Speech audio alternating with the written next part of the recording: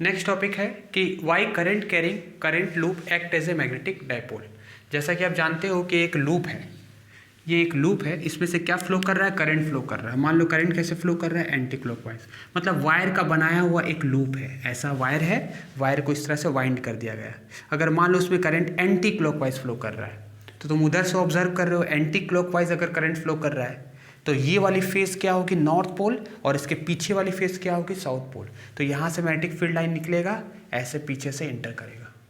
क्या बोल रहा हूँ, अगर एंटी क्लॉकवाइज करंट फ्लो कर रहा है, करंट यहाँ से निकल करके यहाँ एंटर कर रहा है ऐसे एंटी क्लॉकवाइज, तो ये वाली जो फेस तुमको दिखाई दे रही है कौन सी फेस होती है, नॉर्थ, और इसके पीछे वाली फेस होती है साउथ।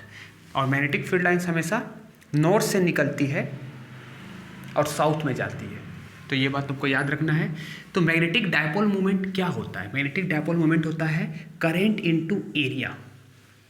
ठीक है, मतलब कितना करंट इससे पास कर रहा है और ये पूरी एरिया, ये एरिया क्या कहलाती है, मैग्नेटिक डायपोल मोमेंट एम।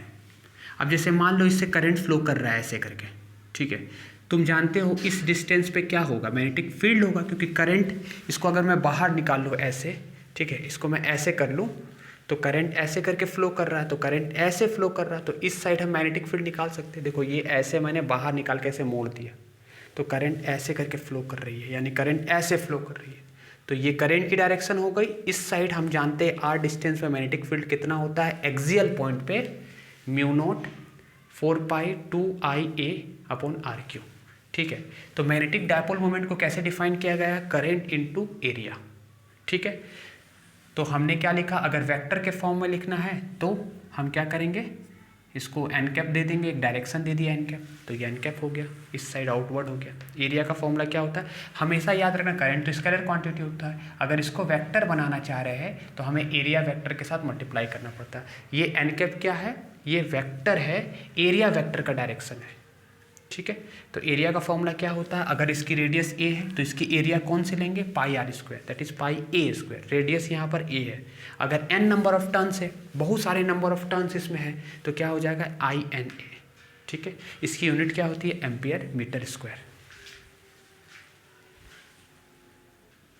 आप यहाँ देख सकते हो ये जो मैग्नेटिक फील्ड है ये एक्सियल पॉइंट पे है। ठीक है, ये मैग्नेटिक फील्ड कौन सी पॉइंट पे थी, एक्सियल पॉइंट में, जो हमने डेरिवेशन में निकाला था, magnetic field at axial point due to current carrying loop. मतलब करंट की लूप ऐसे करके है, यानी करंट की लूप ऐसे करके है और आपको एक्सियल पॉइंट पे निकालना है। तो इसकी फॉर्मूला क्या आई थी, उसकी वैल्यू क्या आई थी, mu naught by 4π2RQ। Are क्या था, डिस्टेंस था। आपने ये भी निकाला था इलेक्ट्रिक फील्ड एक्सियल लाइन में। ठीक है, तो वो क्या निकला था, 1/4π2/RQ। तो यहाँ पर देखो ये सारा टर्म कांस्टेंट है, ये परमेबिलिटी है और ये परमिटिविटी है। तो इससे इसको रिलेट जब कर रहे हैं तो यहाँ पर रू को कहते थे इलेक्ट्रिक डायपोल मोमेंट, उसी तरह यहाँ पर नाम दे दिया गया, करंट और एरिया को मल्टीप्लाई करके नाम दे दिया गया, एक नया फिजिकल क्वांटिटी डिराइव कर दिया गया, जिसका नाम क्या था, magnetic dipole moment.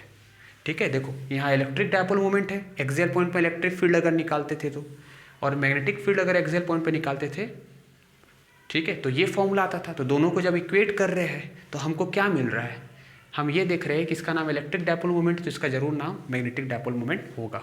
Axial point क्या होता है, ऐसे करके करंट फ्लो कर रही है, ऐसे करके आपको एक्सियल पॉइंट पे निकालना, और ये electric field due to dipole के कारण, ठीक है, डायपोल के कारण एक्सियल पॉइंट में ये फॉर्मूला होता है। तो दोनों को रिलेट करते हैं तो ये चीज़ आता है, उसी से डिराइव किया गया। इससे 1 मार्क्स क्वेश्चन आता है, ये फॉर्मूला है, ये वेक्टर में अगर लिखना होगा तो एन कैप देना होगा, एन कैप है एरिया वेक्टर का डायरेक्शन। ठीक है, एन टर्न्स के लिए INA हो जाएगा, यूनिट है एम्पियर मीटर स्क्वायर।